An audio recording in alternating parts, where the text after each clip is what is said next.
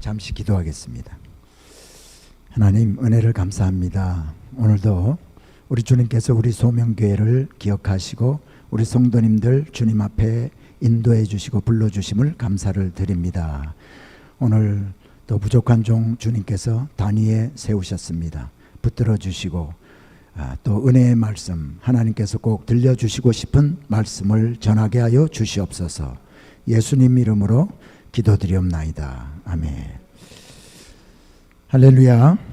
오늘도 우리 주님께서 우리에게 은혜의 말씀 주실 줄 믿습니다. 예수님이 사도 요한을 통해서 소아시아 7교회에 주신 편지를 통해서 이제 우리에게 주시는 말씀을 계속해서 이렇게 듣고 있는데, 오늘은 소아시아 7교회 가운데 6번째 교회입니다. 지난번에는 5번째 교회 4대 교회에 주시는 말씀, 정신을 차리고 은혜를 회복하자라는 말씀으로, 제목으로 말씀을 드렸는데, 오늘은 6번째 교회 빌라델피아 교회에 주신 말씀입니다. 오늘 말씀은 계시록 3장 7절로부터 13절입니다. 함께 교독하겠는데, 이 말씀을 여러분 이제 읽으시면서 교독하시면서 이 교회가 왜 하나님의 예수님의 칭찬을 듣게 되었고, 예수님이 이 교회에 그래서 어떤 약속을 하셨나 하는 것에 주목을 하시면서 말씀을 읽으시길 바랍니다. 교독하겠습니다. 제가 먼저 읽죠. 빌라델비아 교회의 사자에게 편지하라. 거룩하고 진실하사 다윗의 열쇠를 가지시니 곧 열면 닫을 사람이 없고 닫으면 열 사람이 없는 그가 이르시되, 볼지어다 내가 내 앞에 열린 문을 두었으되 능히 닫을 사람이 없으리라. 내가 내 행위를 아노니 내가 작은 능력을 가지고서도 내 말을 지키며 내 이름을 배반하지 아니하였도다. 보라, 사탄의 회당 곧 자칭 유대인이라 하나 그렇지 아니하고 거짓말하는 자들 중에서 몇을 내게 주어 그들로 와서 내 발 앞에 절하게 하고 내가 너를 사랑하는 줄을 알게 하리라. 내가 나의 인내의 말씀을 지켰은즉 내가 또한 너를 지켜 시험의 때를 면하게 하리니 이는 장차 온 세상에 임하여 땅에 거하는 자들을 시험할 때라. 내가 속히 오리니 내가 가진 것을 굳게 잡아 아무도 내 면류관을 빼앗지 못하게 하라. 이기는 자는 내 하나님 성전의 기둥이 되게 하리니 그가 결코 나가지 아니하리라. 내가 하나님의 이름과 하나님의 성 곧 하늘에서 내 아버지 내려오는 새 예루살렘의 이름과 나의 새 이름을 그 위에 기록하리라. 귀 있는 자는 성령이 교회들에게 하시는 말씀을 들을지어다. 아멘. 자, 빌라델피아 교회는 서머나 교회처럼 주님으로부터 전혀 책망을 듣지 않은 교회였습니다.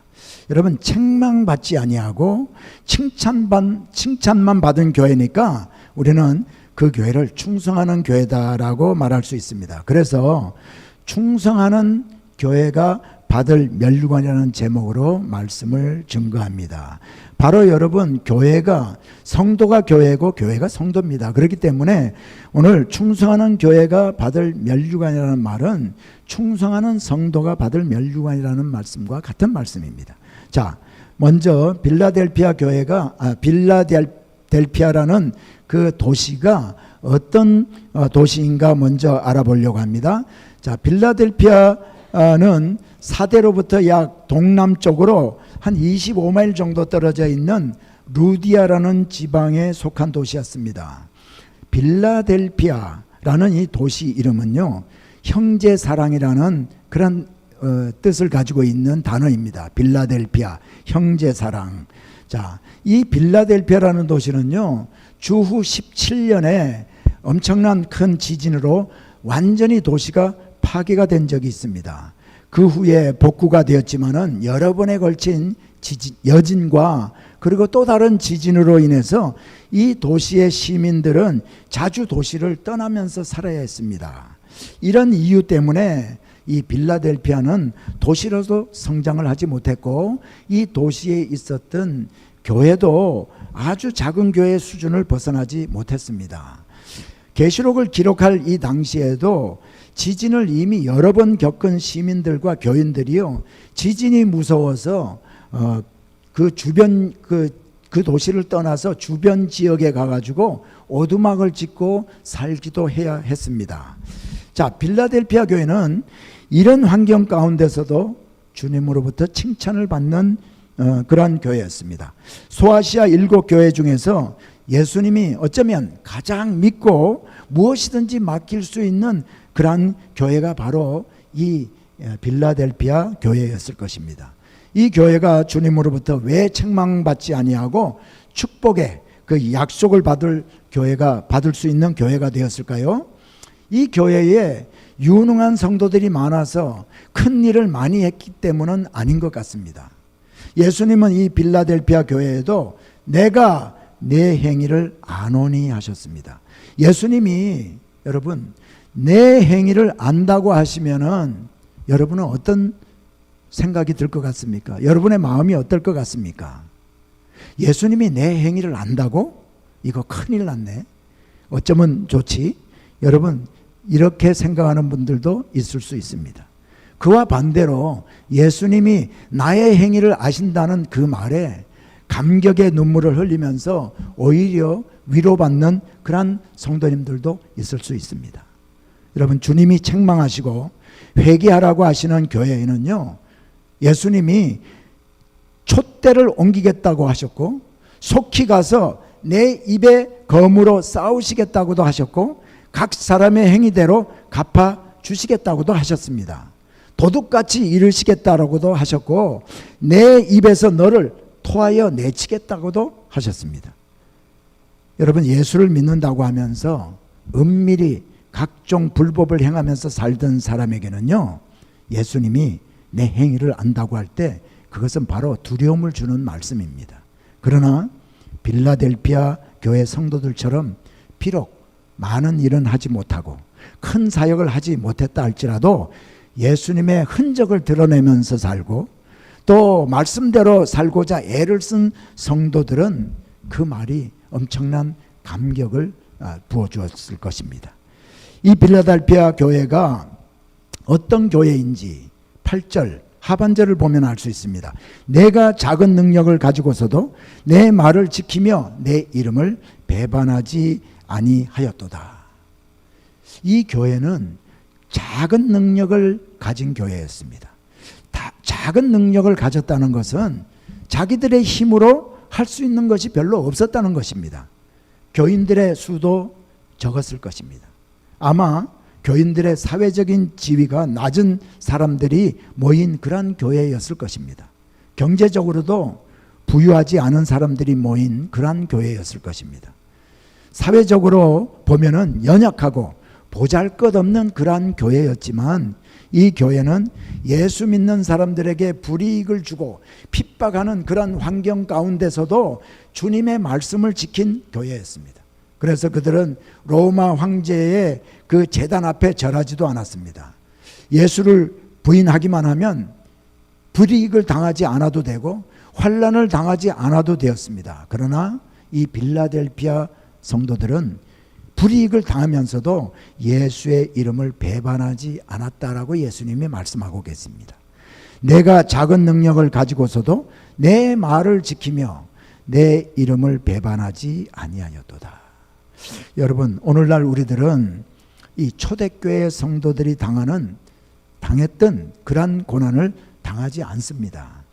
물론 모슬렘권에 있는 성도들, 모슬렘권에서 예수를 믿으려고 하는 사람들이나 그리스도를 배척하는 그러한 나라에서 예수를 믿는 사람들은 순교까지 당해야 하기도 합니다. 하지만 여러분과 저처럼 미국에서 살고 또 한국에서 신앙생활을 하는 이러한 성도들은 예수 믿기 때문에 받아야 하는 직접적인 이러한 핍박을 우리는 겪지 않아도 됩니다.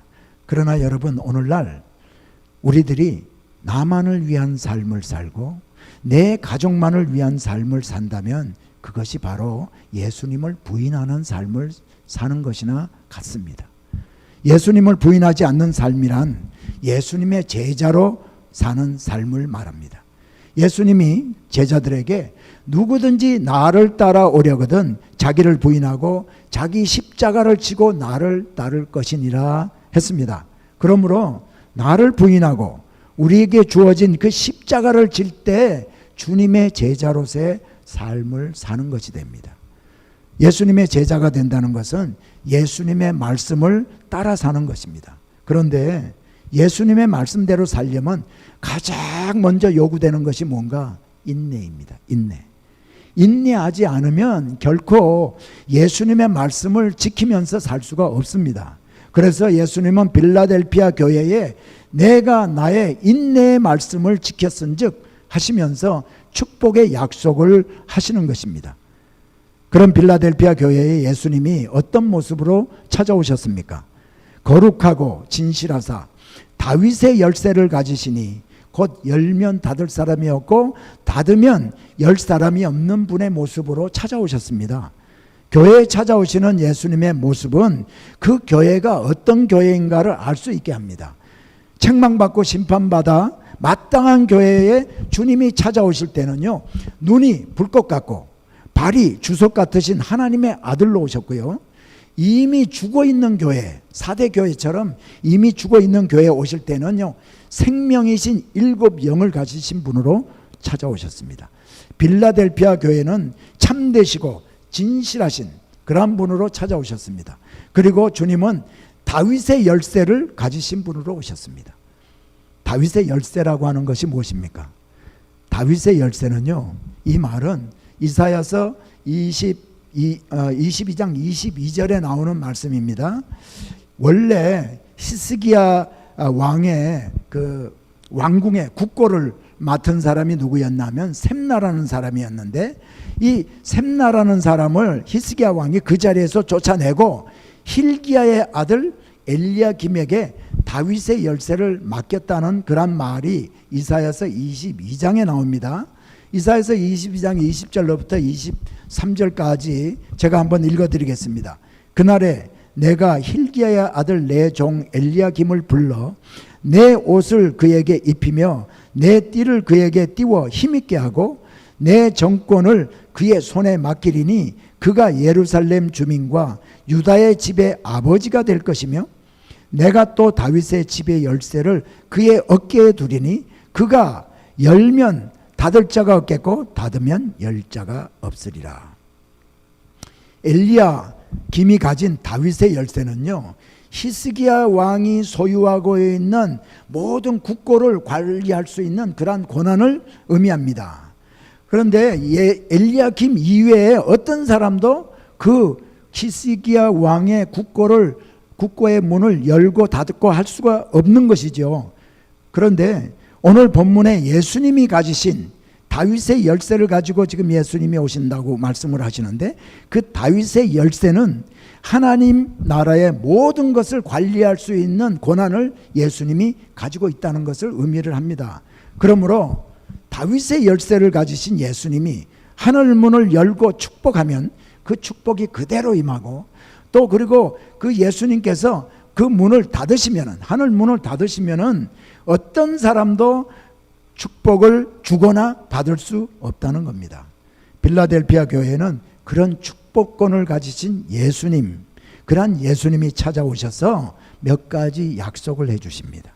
나는 이 빌라델피아 교회에 주신 약속의 말씀을 묵상하면서 우리 소명교회를 한번 생각했습니다. 소명교회도 어느 면으로나 보면 연약한 교회입니다.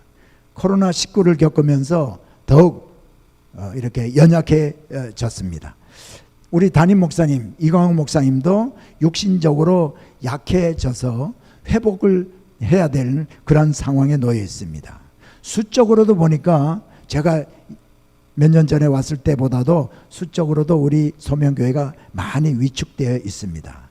그러고 보면 소명교회도 빌라델피아 교회처럼 작은 능력을 가진 교회입니다. 그런데 여러분, 주님의 관심은 능력이 얼마나 큰가 적은가가 아니라 적은 능력을 가지고도 무엇을 했는가 하는 것에 있는 것을 우리는 오늘 본문 말씀을 통해서 확인했습니다. 그래서 비록 연약하고 세상적으로 볼 때 보잘것이 없더라도 우리 성도 한 분 한 분이 자신을 부인하면서 나에게 주어진 십자가를 우리가 진다면 빌라델피아의 교회에 하신 약속을 여러분과 저도 받을 수 있다고 믿습니다. 자, 이제 빌라델피아 교회에 어떤 약속을 하셨는가 한번 알아보려고 합니다. 어떤 약속을 하셨습니까? 주님의 약속은 축복입니다. 그런데 그 약속들이 보면은 첫 번째 약속은 8절에 있습니다. 볼지어다 내가 네 앞에 열린 문을 두었으되 능히 닫을 사람이 없으리라. 아무도 닫을 수 없는 열린 문의 축복입니다. 예수님이 문을 열어놓고 그 옆에 서 계십니다. 다윗의 열쇠를 가지신 예수님, 이 땅의 구세주로 오신 예수님, 다윗의 아들이며 이스라엘의 왕으로 오신 그 예수님이 빌라델피아 교회가 들어가고 나가고 할 수 있도록 문을 활짝 열어놓고 계시는 것입니다. 그런데 이 문은 구원받은 성도가 통과해야 되는 문이고 또 사역을 위한 문입니다. 빌라델피아 교회 성도들에게 구원의 문이 열려 있고 예수님의 일을 할 수 있는 사역의 문이 열려 있습니다. 여러분, 하나님의 일은 내가 하고 싶다고 할 수 있는 것이 아닙니다. 하나님이 열어주셔야 할 수 있습니다. 사도 바울은 이 진리를 너무나 잘 알았습니다. 그래서 골로새서 4장 3절에서 사도 바울이 이렇게 말합니다. 또한 우리를 위하여 기도하되 하나님이 전도할 문을 우리에게 열어주사 그리스도의 비밀을 말하게 하시기를 구하라 하고 골로새 성도들에게 기도를 부탁한 것입니다. 사도 바울은 전도도 문이 열려야, 하나님이 문을 열어주셔야 할 수 있다는 것을 너무나 잘 알았기 때문에 골로새 성도들에게 문을 열어달라고, 문을 열어주세요 하고 기도해 달라고 부탁을 한 것이죠. 고린도후서 2장에서도 사도 바울은 내가 그리스도의 복음을 위하여 드로아의 이름에 주 안에서 문이 내게 열렸으되 하면서 주님이 복음의 문을 내가 드로아에 갔을 때도 열어주셨다라는 것을 고백을 하고 있습니다.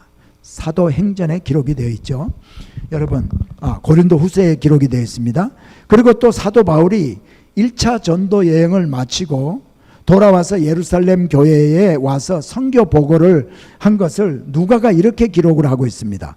하나님이 행하신 모든 일과 이방인들에게 믿음의 문을 여신 것을 보고했다라고 사도행전에 누가가 기록을 하고 있습니다.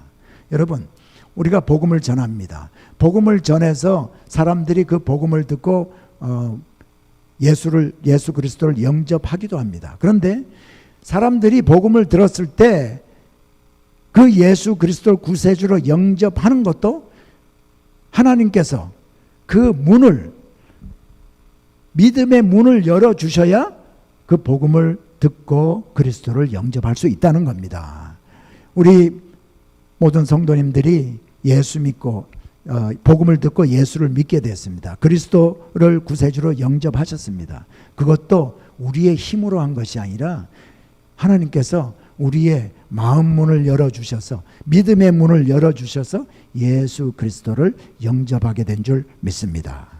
문을 열어주시는 분도 하나님이시고 문을 닫으시는 분도 하나님이십니다. 그런데 여러분, 때로 하나님은 열어놓았던 문을 닫으시기도 하십니다. 문이 닫힐 때 대부분의 사람들은 닫힌 문만을 쳐다보고 안타까워합니다. 여러분, 절대 문이 닫혀 있을 때 닫힌 문만 바라보고 안타까워하지 마시기 바랍니다. 닫힌 문을 열려고 애쓰기보다 하나님께 기도하고 하나님의 뜻과 하나님의 인도함을 구해야 합니다. 그러면 하나님이 그 문을 닫으셨지만은 다른 문 열어놓은 것을 보게 될 것입니다. 여러분, 하나님이 열어놓았던 그 문을 닫으실 때는요, 분명한 이유가 있습니다. 우리들 눈에는 그 문을 열고 들어가는 것이 필요하고 유익하다고 생각한다 하더라도 모든 것을 아시는 하나님은 그것이 우리에게 유익하지 않기 때문에 닫으시는 것입니다. 아직까지 우리가 그 문으로 들어갈 준비가 됐지 않았을 때 그 문을 닫으시는 겁니다. 그 문에 들어갈 때가 아직 안 되었기 때문에 하나님께서는 닫으시는 거죠. 하나님의 교회와 성도에게 문을 닫으실 때는 닫는 것이 결과적으로 우리에게 유익하기 때문인 것을 여러분 깨달으시기 바랍니다. 이 진리를 깨닫고 열린 문을 바라보고 열린 문의 축복을 받으시기를 예수 이름으로 축복합니다. 두 번째 약속은요, 9절에 있습니다. 보라, 사단의 회, 곧 자칭 유대인이라 하나 그렇지 않고 거짓말하는 자들 중에서 며칠 내게 주어 저희로 와서 내 발 앞에 절하게 하고 내가 너를 사랑하는 줄 알게 하리라. 예수님이 우리를 사랑한다는 사실, 그 사실을 알게 해주는 축복입니다. 인간은 여러분 하나님을 알 수 있는 능력이 없습니다. 하나님이 우리에게 자신을 계시해 주시는 만큼만 우리가 알 수 있고 알려주실 때만 우리가 하나님을 알 수 있습니다. 그러므로 이 구절을 통해서 하신 하나님의 약속은 엄청난 축복의 말씀입니다. 하나님이 우리를 사랑하시는 것을 알게 하시겠다. 여러분, 그리스도인들을 하던 그 유대인들, 오늘 본문에 보니까 9절에 보니까 자칭 유대인이라고 했으나 실상은 하나님의 뜻을 알지 못하고 하나님의 사람들을 핍박하던 그 유대인들을 네 발 앞에 와서 엎드리게 한다는 것, 도무지 예수 믿을 것 같지 않는 그들을 회개케 하고 그래서 하나님 앞에 와서 엎드리게 한다는 것입니다. 그래서 그 사실을 통해서, 그 사건을 통해서 내가 너를 사랑하는 줄을 알게 한다, 이 말인데 거기에는 두 가지 의미가 있습니다. 첫 번째는요, 유대인들, 특별히 이스라엘 백성들을 핍박하던 그 자칭 유대인들, 이러한 사람들을 하나님께서 회개케 한다는 겁니다. 그리고 그래서 그들로 하여금 우리 빌라델피아 성도들 앞에 와서 내가 잘못했다, 미안하다 하면서 회개하면서 하나님 앞에 엎드리고 예수 그리스도를 믿게 된다는 겁니다. 이 사실을 통해서 빌라델피아 성도들이 우리 하나님이 우리를 얼마나 사랑하시면 그런 일을 우리가 목도할 수 있도록, 볼 수 있도록 해주시겠나 하는 걸 깨닫게 해준다는 것이 첫 번째 의미입니다. 두 번째 의미는요, 이 자칭 유대인들, 핍박하던 이 유대인들이 예수 믿는 사람들을 하나님께서 얼마나 사랑하는가 하는 것을 보게 해줘서 그들로 하여금 회개하고 돌아와서 예수 믿게 되게 한다는 말입니다. 그래서 그 사실을 하나님께서 빌라델피아 성도들을 사랑하는 것을 깨닫게 하줌으로 말미암아 그 핍박하던 유대인들까지도 회개하고 돌아오게 한다. 이런 두 가지 의미가 이 안에 포함되어 있습니다. 어쨌든 불신자들로 하여금 예수 믿는 사람이 하나님의 사랑받고 있음을 깨닫게 해서 예수님 앞으로 돌아오게 하기도 하고, 또 강팍하게 살면서 예수 믿는 사람들을 핍박하던 사람, 십자가에서 우리를 대신해서 죽으셨습니다. 여러분, 이것이 깨달아지고 이 주님이 우리를 위해서 십자가에 죽으셨다는 사실이 나를 위한 것이 깨달아질 때는요, 감격하고 감사하게 되고 하나님이 얼마나 나를 사랑하시는 줄을 알게 된다는 것입니다. 이것이 바로 하나님이 우리에 대한 사랑을 확증하신 것입니다. 로마서 5장 8절에 보니까 사도 바울이 이렇게 얘기합니다. 우리가 아직 죄인 되었을 때에 그리스도께서 우리를 위하여 죽으심으로 하나님께서 우리에 대한 자기의 사랑을 확증하셨느니라. 예수님 죽으신 것이 우리를 얼마나 사랑하시는가를 보여준 증거가 된다는 말이죠. 여러분, 이 말씀으로도 사랑을 확신하지 못하신다면 예수님 말씀대로 인내하면서 한번 살아보시기 바랍니다. 주를 위해서 헌신하고 주의 말씀에 순종하고 또 예수님의 이름을 위해서 내 자신을 드리고 가정을 한번 드려보시기 바랍니다. 그러면 내가 너를 사랑하노라 하는 주님의 음성을 듣게 될 것입니다. 예수님께서 기적을 보여주셔서라도 하나님의 사랑을 알게 해주실 줄 믿습니다.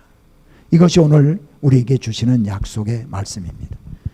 예수님은 지금도 살아계시는 인격체이십니다. 그러므로 주님을 신뢰함으로 충성하고 헌신할 수 있도록 하도록 주님이 더 가까이 계시면서 사랑하시는 것을 우리가 알게 되는 것입니다.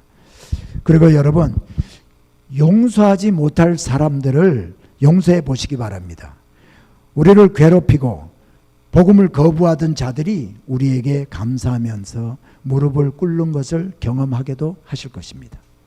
그러므로 끝까지 주님을 신뢰하고 끝까지 주님께 충성하면 주님이 우리를 얼마나 사랑하시는가를 알게 되는 줄 믿습니다. 세 번째 약속은 10절에 있는 약속입니다. 내가 나의 인내의 말씀을 지켰은즉 내가 또한 너를 지켜 시험의 때를 면하게 하리니 이는 장차 온 세상에 임하여 땅에 거하는 자들을 시험할 때라. 하나님의 말씀을 지키며 사는 성도에게 주어진 약속은 너를 지켜 시험의 때를 면하게 하겠다는 축복입니다. 예수 믿는 하나님 자녀 어려움을 당합니다. 왜 그럴까요? 믿음의 시련을 통해서 사랑하는 자녀를 정금같이 빚으시려는 하나님의 섭리가 있기 때문입니다. 예수 그리스도가 다시 오실 때 성도가 칭찬받고 상급받게 하기 위해서 믿음의 시련을 우리 하나님께서 우리에게 주시기도 합니다. 그래서 베드로 사도는 베드로전서 1장 17절에서 너희 믿음의 시련이 불로 연단하여도 없어질 금보다 더 귀하여 예수 그리스도에 나타나실 때에 칭찬과 영광과 존귀를 얻게 하려 하심이라. 여러분, 그러나 결정적인 시험의 때에는 우리 주님이 우리를 지켜주셔서 시험의 때를 면하게 하신다는 것이 하나님의 약속입니다.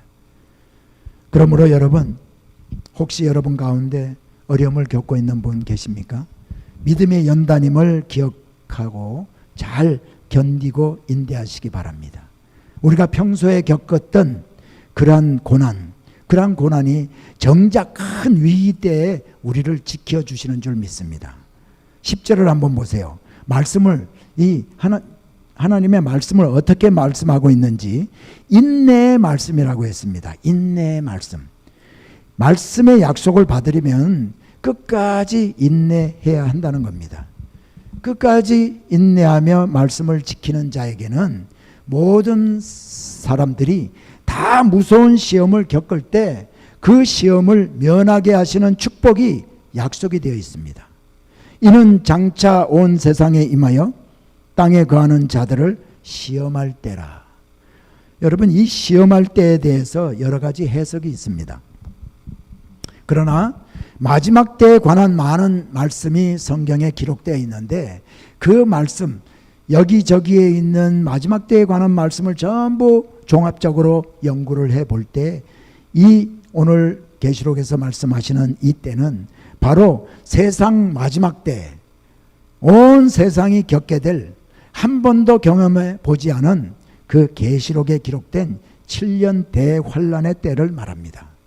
신실하신 하나님의 자녀는 이 시험의 때를 경험하지 않는다고 오늘 약속을 해주고 계십니다. 네 번째 약속은 11절에 있는 속히 오시겠다는 약속입니다.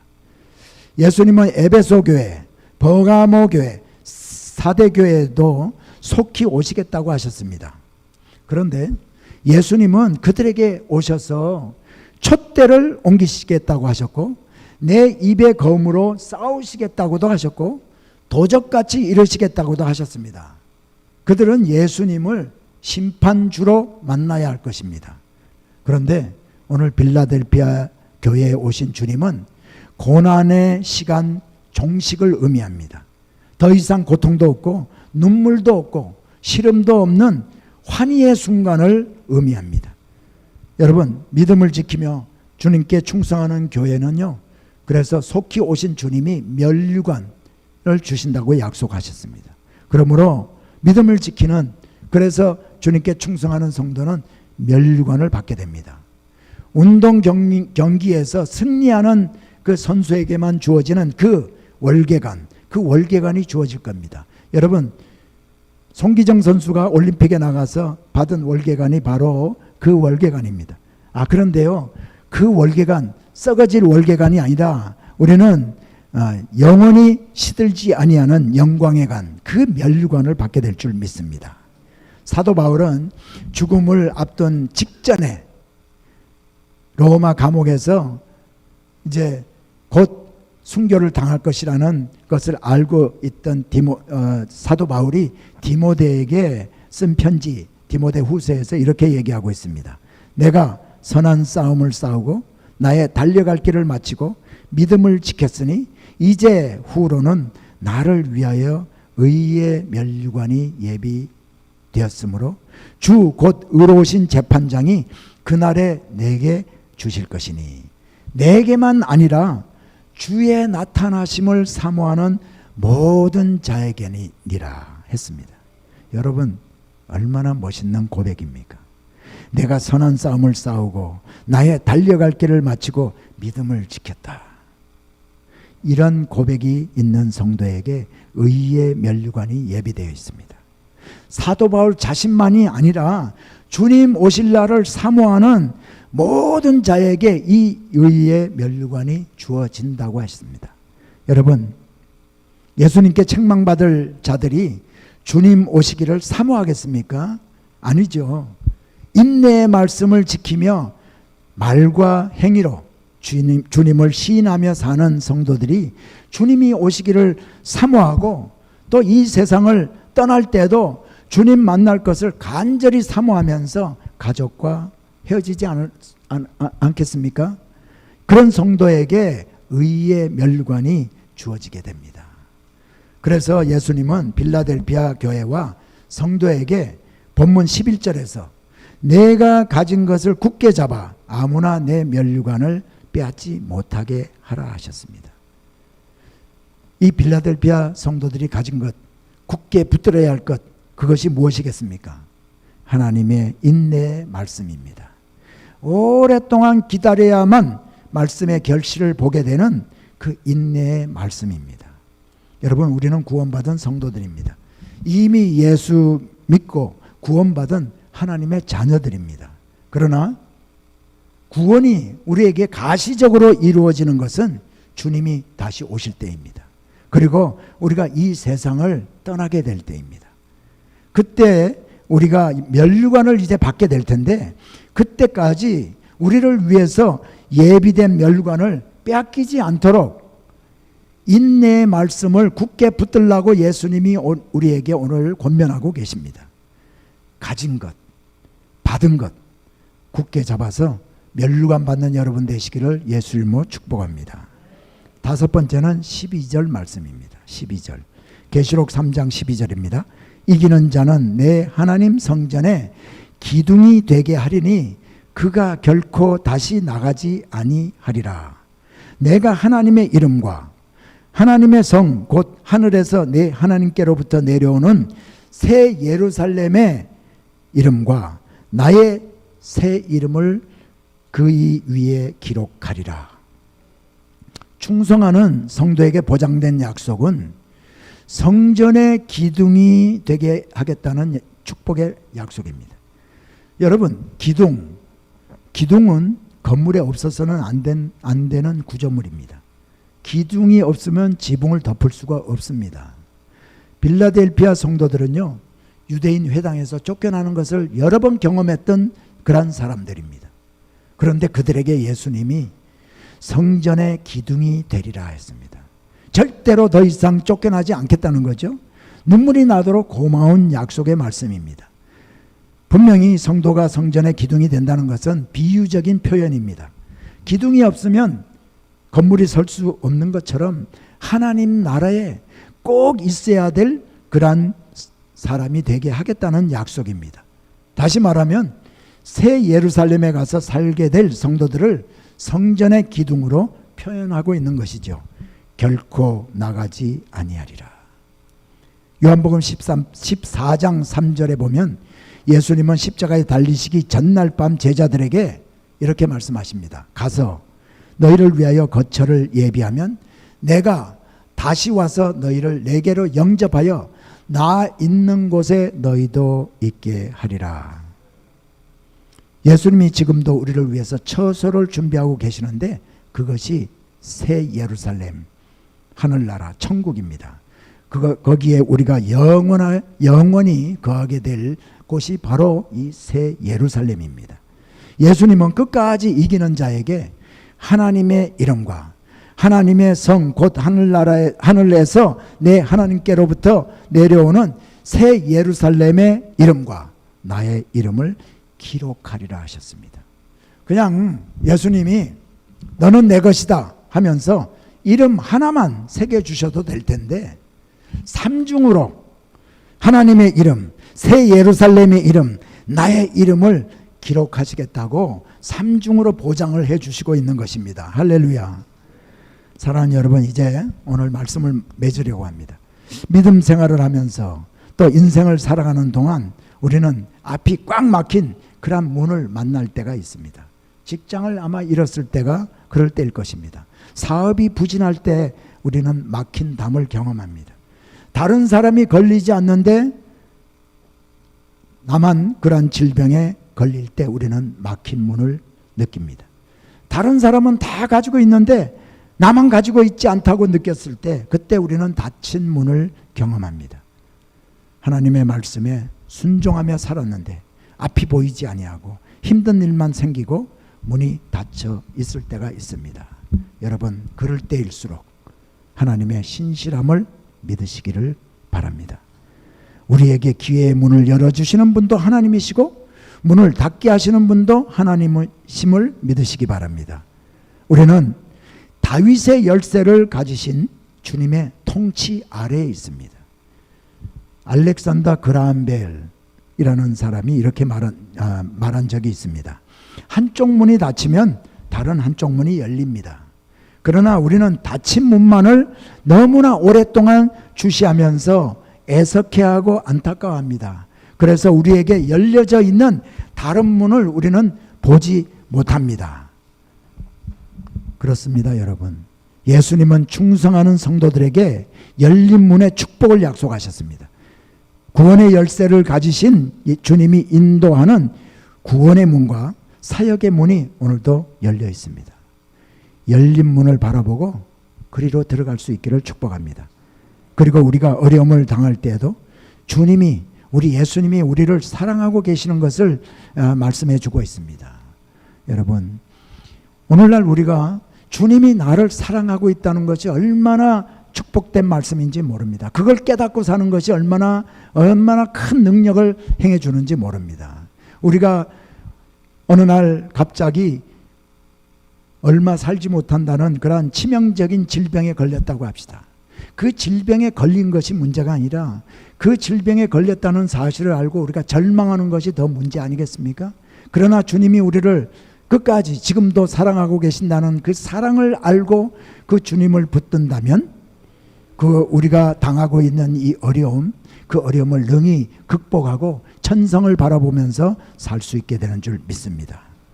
오늘날 우리가 겪고 있는 이 연단은 우리를 정금같이 빚으시는 하나님의 섭리입니다.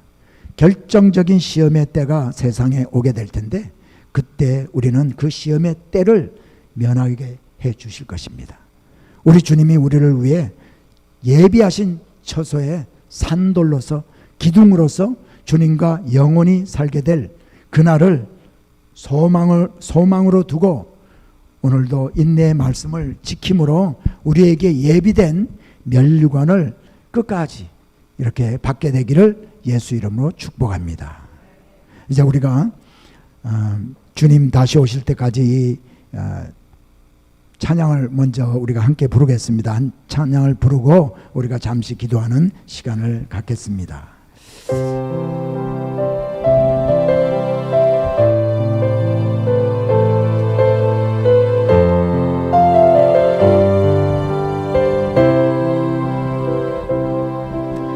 주님 다시 오실 때까지 나는 이 길을 가리라. 좁은 길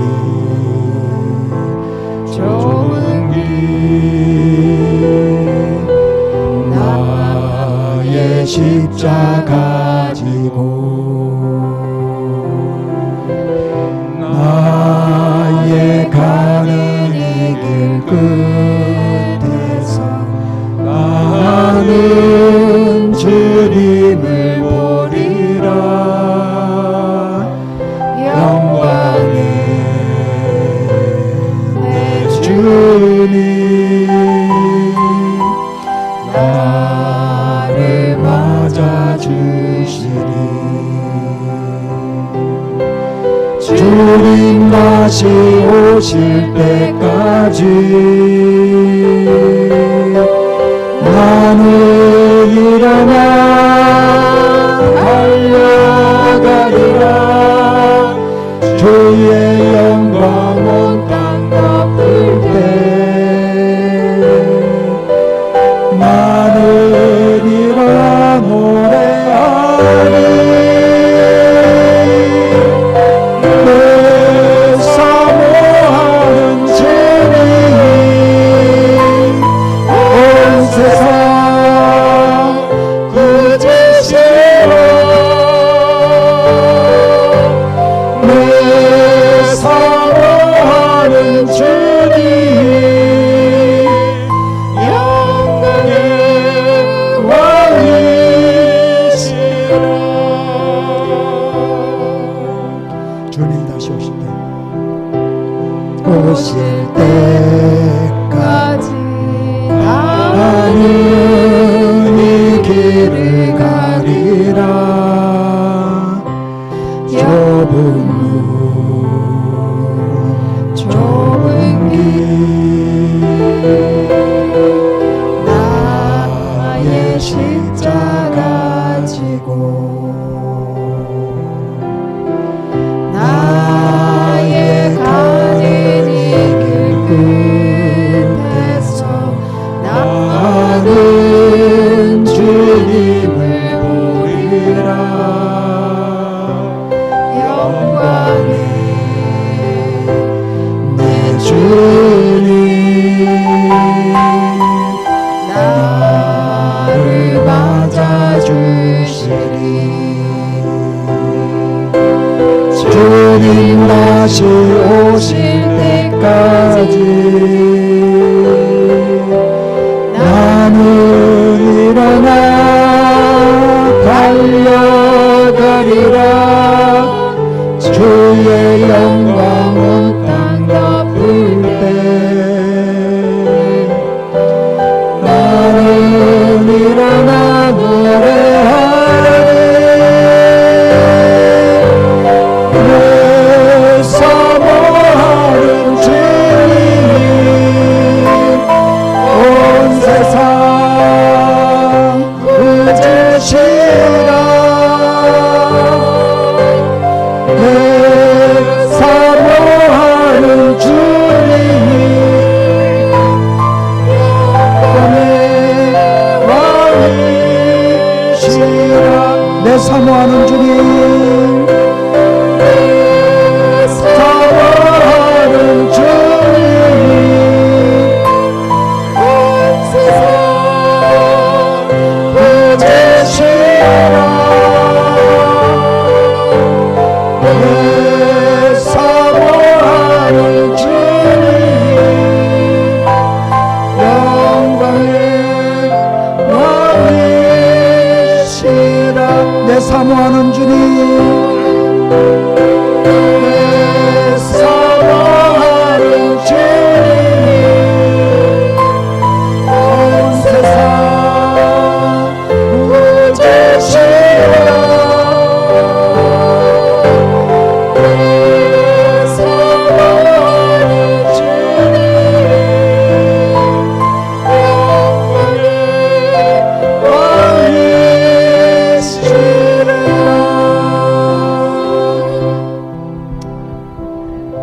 우리 함께 기도하기를 원합니다.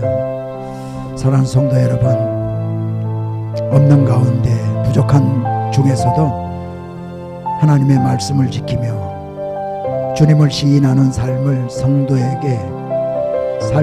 성도에게 하나님께서, 우리 예수님께서 약속하시고 축복해 주셨습니다.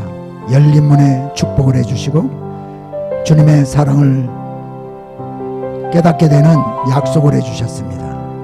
시험의 때를 면하게 돼 주신다고 약속하셨습니다. 주님이 속히 임하게 될 때에 면류관 받게 될 것이라고 약속해 주셨습니다.